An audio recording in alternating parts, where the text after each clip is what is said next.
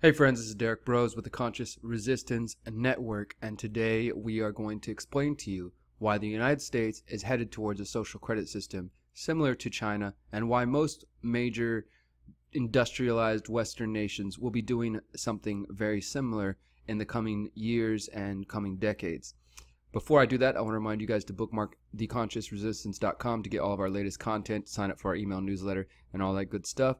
I also want to invite you guys to follow us on minds.com/theconsciousresistance-network to get all of our videos first, because we post first to Minds, and it's also a great platform, blockchain-based, for you to support us. So do that. And then finally, if you'd like to support, you can go to patreon.com/DerrickBroze. So in the past, I've covered stories about facial recognition technology. Last October, we asked, is it too late to stop facial recognition technology? Talking about the rise of facial recognition technology in the airports and in a variety of arenas in the world, and how this is going to become normalized, and it's already starting to become normalized. Recently, I asked the question, what will you do when they come for your face? Breaking down even more updates, how the United States is rolling out biometric ID, facial recognition ID, thumbprints at airports across the country, and will expect full implementation by 2021, giving you just under 2 years to get your shit together and to figure out how you're going to resist this, opt out of it, or whether or not you're going to move to get the hell away from it. And generally just showing this is taking place all over, that in every arena we're seeing, from commercialization, say from video games where they're pushing augmented reality and virtual reality, to the facial recognition at the airports, and saying that, well, it's going to be super convenient because you won't need to check in anymore. You won't even need to deal with a human. As soon as you step out of that car and you enter the airport, we will have your face scanned, and we will know when your flight is and if you're supposed to be there or not. We'll also know if people are there and they shouldn't be there. So it'll be convenient, it'll be safe, it'll be, entertainment, augmented reality, virtual reality, facial recognition scanning, thumbprinting. And a big part of this world, in order for it to take place, is what I've been talking about for who the heck knows how long, 5G, fifth generation cell phone technology, which you guys have heard me talk plenty about over the last few months. And I've also recently talked about how algorithms are already controlling our lives. So when you start putting this picture together of algorithms, artificial intelligence, which is behind the algorithm, it's taking in all that data, it's trying to understand human beings themselves.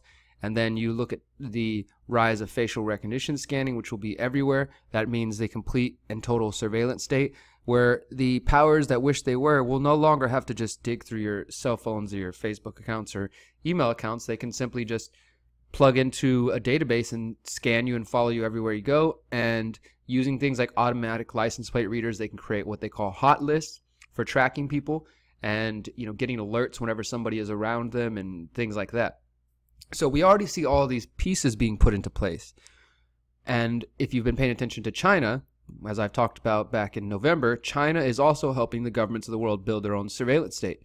And this is an article that I put together, just a short little piece that talks about how China is helping countries like, say, for example, this piece, smart ID cards and facial recognition, how China spreads surveillance tech around the world. China's new surveillance state, everyone be watched, reviewed, and rated.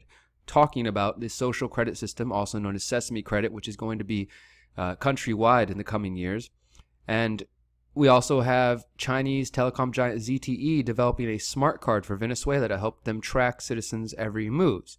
And we also have places like India already going cashless and starting to track their own people using facial recognition as well. This article here says China's exporting its digital surveillance methods to African governments. So they're getting this set up down in Africa. And we can also see the fact that Google has been, coming under fire for choosing to build a censored search engine for China. Facebook has been talking about coming back to China. Amazon, of course, working with them. All of these companies are willing to do whatever it takes to work with China and to embrace this technology. Now, this doesn't mean that the Chi-Coms, the Chinese communists are coming to take over. The people who control things, if you haven't got this quite yet, they manipulate all of the countries of the world, and they're not specifically communist, capitalist, socialist, or anything. They just use whatever forces they need to manipulate world events and keep us, the average Joe and Jane, fighting against each other and basically just yeah, fighting ourselves, dividing further, fighting ourselves, dividing further, fighting ourselves, dividing further, and never seeking solutions and never seeing the surveillance grid that's being built around us. And those of us who do see it, and people who have been talking about this for years, throw some shout outs to some old activists who've been talking about this since the 90s and before.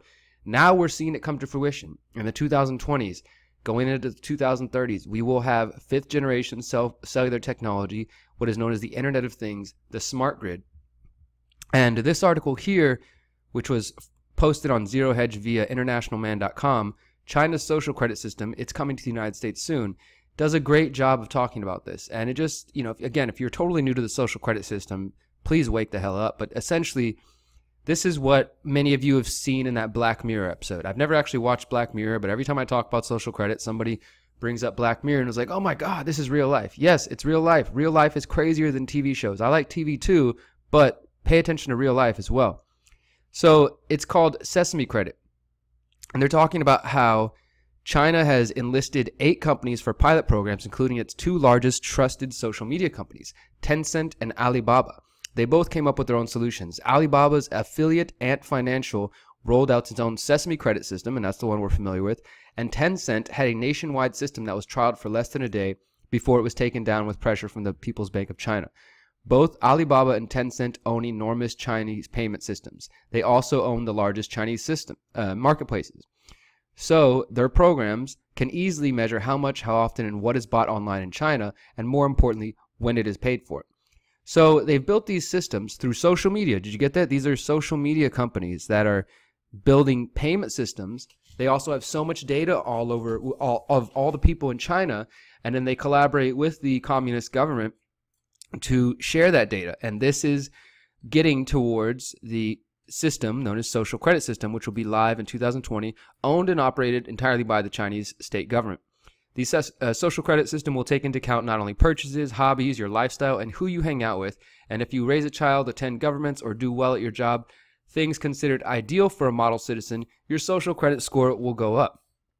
And if you drink too much, play too many video games, or speak ill of the government, perhaps if you're an activist, your social credit score will go down.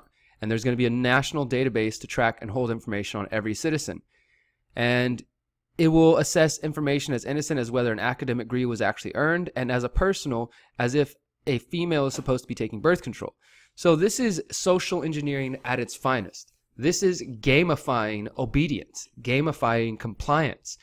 This is why algorithms truly are already controlling our lives, and social credit is not just something to be feared in China.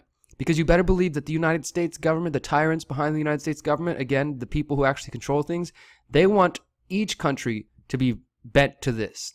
This is the danger of blockchain and 5G combining together, because essentially they're just tools, and any tool, any technology is neutral. It's all about the person using it.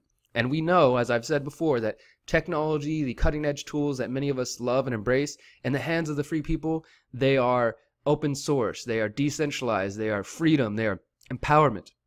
And in the hands of tyrants, and the hands of government, and the hands of corporate oligarchs, it is control, it is manipulation, it is surveillance, it is tyranny and loss of freedom, loss of free speech, loss of freedom of movement. And this is what they have actually said. China has literally said that for the people who are doing awesome and living up to the statist, statist measurements, it says if you have a high social credit score, you'll be able to rent better cars and homes without a deposit. Your children will have access to the best schools. You'll gain access to better health care insurance. It'll be easier to get the paperwork to travel or to get a loan. And they said that by 2020, the social credit score will allow the trustworthy to roam everywhere under the heavens. And it'll make it hard for the discredited to take a single step. You got that right. They want you to not even be able to move. They want you to be, if you are, quote, antisocial, if you're an extremist, anti-government, your internet speed will be slowed down. You'll lose job opportunities. You'll have a harder time finding a date because everybody using augmented reality and virtual reality and just social media will know what your score is. And these systems will specifically tell them which of your friends is bringing your score down. And if you want to get the good jobs, if you want to be able to travel, if you want to have all the niceties and the privileges, then you better stop hanging out with that low score person, right? So Think about this. China saying whoever violates the rules somewhere shall be restricted everywhere. This is coming to the United States. The United States would love to do this. This is why the US and China are actually racing towards 5G. The race to 5G that we've talked about, the true purpose, besides, them making billions and billions of dollars, the true purpose is to get towards the social credit system where everything is tracked, everything is monitored, everything is listened to, everything is heard, and it's sent into a database which is then analyzed by algorithms, and then it gives each of us a credit score based on our behavior. Now, I've described the system, right? But how does it take place in the United States? How do we actually get there? Well, we already have algorithms controlling our lives. If you don't know about that, watch this video. We already have facial recognition technology everywhere and growing. Watch these videos if you don't know about that. And as I said, China is helping export their technology to countries around the world. But these social credit systems were built on social media platforms originally. Now, this is where Facebook comes in. Just a couple days ago, Mark Zuckerberg released this: 4 ideas to regulate the internet, which is just a horrible idea if I've ever heard one. And wouldn't you know it, Mr. Zuckerberg says, I believe we need a more active role for governments and regulators. By updating the rules for the internet, we can preserve what's best about it. From what I've learned, I believe we need new regulation in 4 areas: harmful content, election integrity, privacy, and data portability. And essentially, he's calling for, global standards. Some way you might say he's calling for a global government, at least global regulation by global governments, if not a new order altogether. And if you know the history of Facebook and you know that how closely tied they actually are to the US government, to the central intelligence agencies, and how willing they are to give your information over to governments around the world, when they start talking about regulating the internet, when they already have so much data on us, when they already have the ability to influence elections, and when they have just algorithms that can predict when you're going to date somebody before you even know it. And then people start talking about them partnering with governments to come up with ideas for regulation. And also, you guys have heard me warn about people calling for making Facebook and Amazon and Google and these companies into public utilities. All that's going to do is to get these tools into the hands of the government. Now, as I said, China's social credit system started with 2 trusted social media companies, Tencent and Alibaba, gathering data on people, their own social credit score systems. Now that's going to be given over to the Chinese government, and it will become the Chinese government's social credit system with all of that data and all that information on people.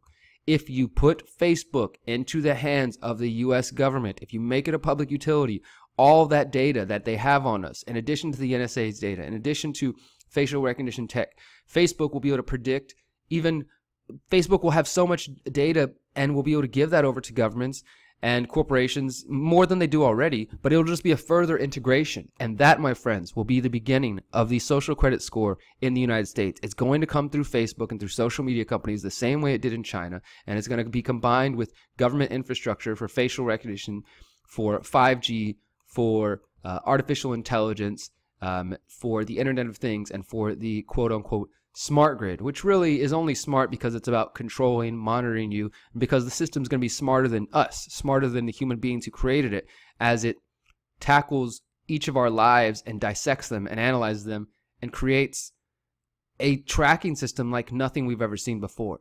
This is what's coming. It's coming to the United States. I guarantee you this is going to be taking place within the next couple years. It's 2019. We're talking in April 2019. How long do you want to bet that it's going to take? I'm not waiting that long. I'm getting out of the United States by 2020. I'm getting out of here.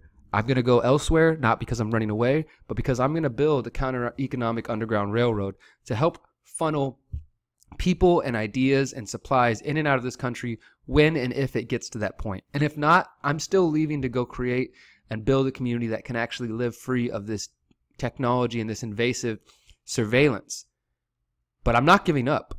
But I'm also not going to sit here like a sitting duck just waiting to be, or a lamb just waiting to be marched into the slaughter.